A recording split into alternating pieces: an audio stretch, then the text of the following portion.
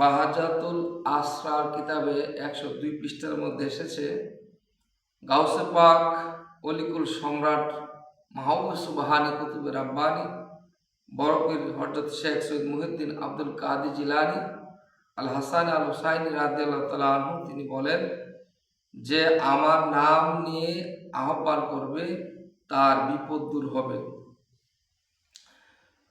অর্থাৎ গাউসে পাক বলেন, যে ব্যক্তি দুঃখ কষ্টের সময় আমার নিকট প্রার্থনা করিবে তার যে কোনো দুঃখ কষ্ট পেরেশানি দূর হয়ে যাবে।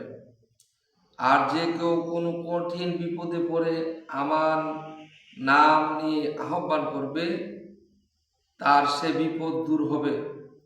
আর যে ব্যক্তি কোনো কাজে হাজত বা প্রয়োজনে পূরণার্থে আল্লাহর কাছে আমার ওসিলা প্রার্থনা করবে এবং সে প্রয়োজন পূরণের জন্য আরও 2 রাকাত নামাজ আদায় করবে, প্রত্যেক রাকাতে সূরা ফাতিহার পর সূরা ইখলাস শরীফ কুল হুয়াল্লাহ শরীফ 11 বার পাঠ করিবে। অতঃপর সালাম ফিরানোর পর রাসূল করিম সাল্লাল্লাহু আলাইহি ওয়াসাল্লামের উপর দুরূদ শরীফ প্রেরণ করবে। অতঃপর ইরাকের দিকে 11 কদম গমন করিবে, মানে 11 কদম মানে 11 পা কদম অগ্রসর হবে ইরাকের দিকে, বাগদাদ শরীফের দিকে, এবং সে সময় আমার নাম স্মরণ করবে এবং নিজ প্রয়োজনে স্মরণ করবে, তার সে প্রয়োজন আল্লাহর আদেশে নির্দেশে পূরণ হয়ে যাবে। সুবহানাল্লাহ।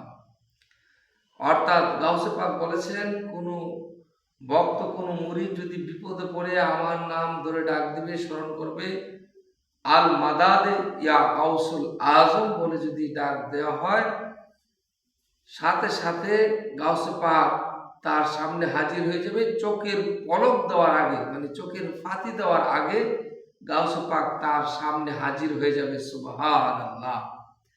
অর্থাৎ বাহাজাতুল আসরার কিতাবে 102 পৃষ্ঠার মধ্যে রয়েছে।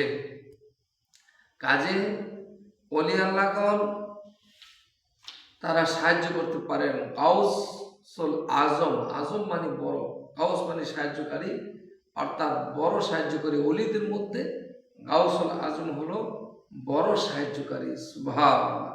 কাজে আমরা বিপদে আপদে ওলি আল্লাহদেরকে উসিলা দিয়ে দোয়া করব, ওলি আল্লাহদেরকে স্মরণ করব। ওলিগণ আল্লাহর বন্ধু, আর যারা আল্লাহর বন্ধু হয়েছেন তাদের জন্য কোনো চিন্তা নেই, ভয় নেই। আল্লাহ পাক বলেন, আলা ইন্না আউলিয়াল্লাহি লা খাউফুন আলাইহিম ওয়ালা হুম ইয়াহজানুন। সাবধান, নিশ্চয়ই আল্লাহর ওলিদের কোনো ভয় নেই, তাদের কোনো চিন্তা নেই। আলা, সাবধান। ইংলিশে বলেছে ডেঞ্জারাস। আলা হরফে তাম্বি, অর্থাৎ সাবধান করেছেন ওলিদের ব্যাপারে কটূক্তি করতে, মন্তব্য করতে আল্লাহ পাক সাবধান করেছেন। শুধু গাউসুল আজমকে নয়, সকল ওলিদের বেলায় বলা হয়েছে আলা ইন্না আউলিয়া। আউলিয়া মানে বহুবচন, ওলি মানে সাহায্যকারী বা বন্ধু।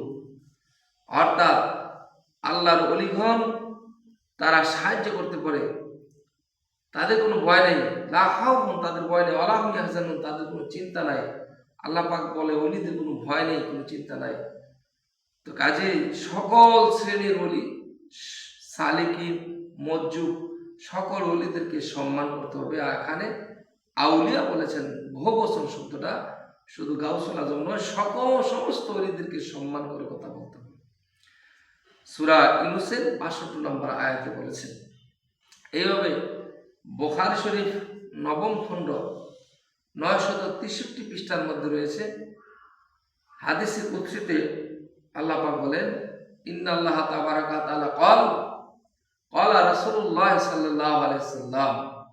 আল্লাহর কথাটা নবীজি বর্ণনা করেছেন, মান আদালি ওলি আন ফাকাদ আযানতুহু বিল হারব, রাওয়াহুল বুখারী। অর্থাৎ যে ব্যক্তি ওলিদের সাথে দুশমনি করবে, শত্রুতামি করবে, আল্লাহ পাক বলেন তার বিরুদ্ধে আমি আল্লাহ যুদ্ধ ঘোষণা করি। এটা কিভাবে যুদ্ধ? এটা আল্লাহর কুদরতি যুদ্ধ। কিভাবে সে মাইর খাবে, কিভাবে সে আঘাতপ্রাপ্ত হবে, কিভাবে সে মৃত্যুবরণ করবে, এটা একমাত্র আল্লাহ পাক রব্বুল আলামিন জানেন। আপনারা জানেন হযরত শাহজালাল মুজরাবি আমিনী 360 জন ওলিরা এদেশে ইসলাম প্রচার করেছে। আজকে শাহপুর রহমতুল্লাহ মাজার ভাঙার জন্য রওনা দিয়েছিল একটা সিনজিতে, ওই সিনজিতে যারা ছিল অ্যাক্সিডেন্ট করে এরা মারা গেছে। হযরত শাহজালাল বাবার গজার মাছগুলিকে বুম মেরে মেরেছিল, এরা নাকে মুখে দিয়ে রক্ত বের হয়ে এরা মৃত্যুবরণ করেছে। এরকম বহুত প্রমাণ রয়েছে। অলিদের মাজার ভাঙচুর করতে গিয়ে ভাঙচুর করার যারা নেতৃত্ব দিছে আলেম, খারিজি আলেম, তাদেরকে ভেঙ্গুলে কামড়ায়া মেরেছে, তাদের পরিবারের 3টা লোক মারা গেছে। এরকম বহুত প্রমাণ আছে। তাদের পায়ের মধ্যে, শরীরের মধ্যে এক ধরনের গায়েবী গজব, আল্লাহর কুদরতি গজবে ধরছে, তাদের পা ফুলে গেছে, কিরকম রোগ সৃষ্টি হয়ে গেছে, পশম ধরে গেছে, যা ডাক্তার এই রোগের চিকিৎসা বার করতে পারে না।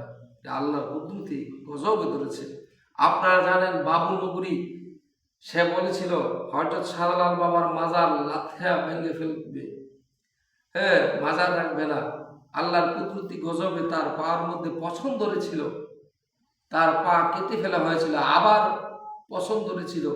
সেই এই অবস্থায়, এই রোগে ধীরে ধীরে সে মৃত্যুবরণ করেছিল বাবু নগরী, যার কবরটা লেট্রিনের কাছে দেওয়া হয়েছে, একটা পায়খানার লেট্রিনের কাছে তাকে কবর দেওয়া হয়েছে। কাজী যারা অলিদের সাথে দুশ্মনী করবে, মাজারের বিরোধিতা করবে, আল্লাহ পাক তাদের বিরুদ্ধে আল্লাহ নিজেই যুদ্ধ ঘোষণা করেছেন। কাজী আল্লাহ যাদের বিরুদ্ধে যুদ্ধ ঘোষণা করে তার কি অস্তিত্ব থাকবে? মাজার বাংলে কি হবে? আবার পুনরায় মাজার ইনশাল্লাহ গড়বে, কিন্তু যারা মাজার ভাঙচুর করছে তাদের অস্তিত্ব থাকবে না, তারা বিলীন হয়ে যাবে। কাজে আমরা যেন মাজারের পক্ষে থাকি, কারণ এদেশে অলিগণ ইসলাম প্রচার করেছেন। আদম আলাইহিস সালাম থেকে সকল নবীরা ইসলাম প্রচার করেছেন, তাদের মাজার শরীফ রয়েছে, সমস্ত নবীদের মাজার শরীফ রয়েছে, সমস্ত সাহাবা کرام ওলিদের মাজার শরীফ রয়েছে। শুধুমাত্র জান্নাতুল বাকি এবং জান্নাতুল মুআল্লার মধ্যে যে মাজারগুলি ছিল, ওই মাজারগুলি আব্দুল ওহাব নুরদির ছেলে মুহাম্মদের আমলে ভাঙচুর করা হয়েছিল। ব্রিটিশদের সাথে, হাম্পের সাথে, ব্রিটিশ সরকার কাফের সরকার ছিল, হাম্পের সাথে আব্দুল ওহাব নুরদির সন্তান মুহাম্মদের মিলে সাহাবাদের মাজারগুলি ভাঙা হয়েছিল। পুনরায় আবার এই মাজারগুলি সুন্নি সরকার যখন তুরস্ক সুলতান দ্বারা ক্ষমতা গেল, সুন্নিরা এসে আবার পুনরায় মাজার সংস্কার করা হয়েছিল। আবার পুনরায় আবার বাদশাহ সৌদ যখন ক্ষমতা গেল, ব্রিটিশদের সাথে আতাত করে মিলে যখন অস্ত্রশস্ত্র গোলা বারুদ দিয়ে তাদের কথা মতো চলবে এই বলে স্বীকারোক্তি করে যখন আবার বাদশাহ সৌদ ক্ষমতা গেল, বাদশাহ সৌদের সন্তান বাদশাহ আজিজের আমলে আবার বড় রোজার দিয়ে প্রায় 16,000 মাজার ভাঙছিল জান্নাতুল বাকি, জান্নাতুল মুআল্লার মধ্যে। যার কারণে এখনই জান্নাতুল বাকি, জান্নাতুল মুআল্লার মধ্যে সৌদি আরবের ভিতরে মাজার শরীফ নাই। মা ফাতেমার মাজার গম্বুজ ছিল, মা হালিমাতুস সাদিয়ার মাজার গম্বুজ ছিল, নবীজির সন্তান ইব্রাহিম আলাইহিস সালামের মাজার গম্বুজ ছিল, হযরত উসমান জিন নুরাইন রাদিয়াল্লাহু আনহু মাজার গম্বুজ ছিল, ইমাম হাসান, মা খাদিজাতুল কুবরার মাজার গম্বুজ ছিল। এইভাবে অনেক মাজার গম্বুজ ছিল। এই মাজারগুলি বোল্ডোজার দিয়ে ভাঙা হয়েছিল। এমনকি যারা মাজার ভাঙচুর করেছে, তখন নবীজি রওজা মোবারক ভাঙতে চেয়েছিল, কুদরতি সাপ বেরিয়ে এসে তাদেরকে কামড়ায় মেরে ফেলেছে এবং বিশ্বের সুন্নি মুসলমানরা আন্দোলন করেছে, যার কারণে নবীজি রওজা মোবারক ভাঙতে পারে নাই। আব্দুল ওহাব নুরদির সন্তান মুহাম্মদের আমলে নবীজির রওজা ভাঙার চেষ্টা চলছিল, কিন্তু ভাঙতে পারে নাই। কাজী যারা মাজার এখন সৌদি আরব গেলে খুব মাজার নাই, বাংলাদেশে মাজার কেন? শুধু বাংলাদেশ নয়, ইরাকের মধ্যে গাউসে পাকের মাজার রয়েছে, নীল গম্বুজ। ইমামে আজম আবু হানিফা রাহমাতুল্লাহ মাজার ইরাকের মধ্যে দাজলা নদীর পাশে ওনার মাজার শরীফ রয়েছে। যে মাজাবে আমরা চলি, হানাফি মাজাবে। খাজা গারিব নওয়াজ মাইনুদ্দিন চিশতি রাহমাতুল্লাহ মাজার শরীফ আজমির শরীফ রয়েছে। মুজাদ্দিদ আল ফাসানি, নকশবন্দি শেখ বাহাউদ্দিন রহমতুল্লাহ মাজার শরীফ ভারতের সেরেহিন্দের জমিনে রয়েছে। এবং মাওলানা জালালউদ্দিন রুমির মাজার, মাওলানা শামসুত তাবরিজ রহমতুল্লাহ মাজার ওই তুরস্কের মধ্যে রয়েছে, এবং মনসুর হাল্লাজের মাজার। এইভাবে খাজা কুতুবুদ্দিন বখতিয়ার কাকির মাজার, মাওলানা নিজামুদ্দিন আউলিয়ার মাজার, ইমাম আমির খসরুর মাজার, ভারতের মধ্যে অনেক মাজার রয়েছে, অনেক নবীদের মাজার রয়েছে এবং বাংলাদেশে 360 জন অলির মাধ্যমে এদেশে ইসলাম এসেছে, তাদের মাজার রয়েছে। আলা হজরতের মাজার রয়েছে, যিনি প্রায় 1500-র অধিক কিতাব লিখেছেন, 14 শতাব্দীর সুমহান মুজাদ্দিদ যিনি, এবং সেই আলা হজরতের দ্বারক বাহক হিসেবে বাংলাদেশের মধ্যে আমাদের মহান মুর্শিদ কেবলা শের গাজী শের মিল্লাত মুহিসুন্নাহ হযরত আল্লামা মাওলানা আকবর আলী রিজভী রাদিয়াল্লাহু আনহুর 5 গম্বুজ ওলা বিশিষ্ট মাজার শরীফ, নেত্রকোনা শতশ্রী দরবার শরীফ, রেজবিয়া দরবার শরীফ রয়েছে।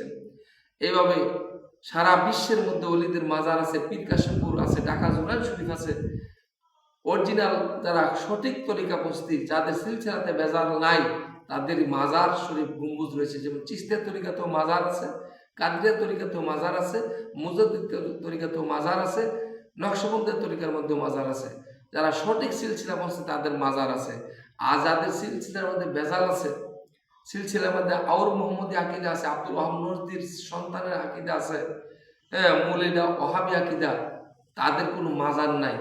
তারা শুধু কবর সাইডে ইট দিয়ে রাখছে, এটাকে তারা মাজার বলে অনেকে। শুধু কবর, তাদের গম্বুজ নাই, নিশান নাই, বাতি ধরানো হয় না, আগরবাতি ধরানো হয় না, তাদের উরুস মোবারক করা হয় না।